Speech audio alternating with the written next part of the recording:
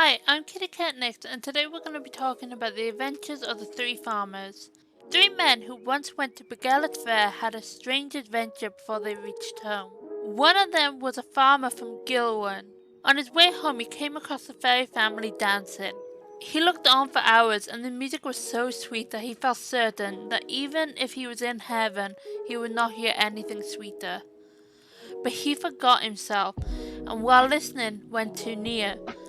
When they noticed him, the little people threw a kind of dust in his eyes, and when he was wiping it away, they betook themselves somewhere out of his sight, so that he neither saw nor heard of anything more of them. This is what befell the second, the farmer of Frith. He also saw a company of fairies engaged in the revels, and while he watched them, he fell asleep. As he slept, they bound him so tightly that he could not have stirred, and they covered him over with a veil of gossamer, so that nobody could see him in case he called for help. As he did not return home, his family made a minute search for him in vain. However, about the same time the following night the fairies came and liberated him, and he shortly woke up after sleeping the whole night and day. After awaking, he had no idea where on earth he was.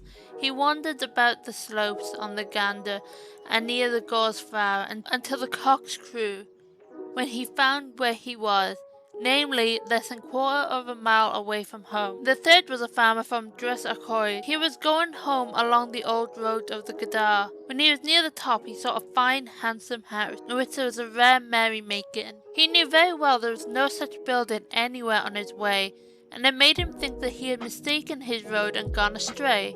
Therefore, he resolved to turn into the house and ask for a night's lodging. His request was readily granted, and when he entered, he thought that a wedding feast was being celebrated. Such was the jollities, the singing and the dancing. The house was full of young men, women, and children, all disporting as merrily as they could be. Presently, the company began to disperse one by one, and he asked if he might go to bed.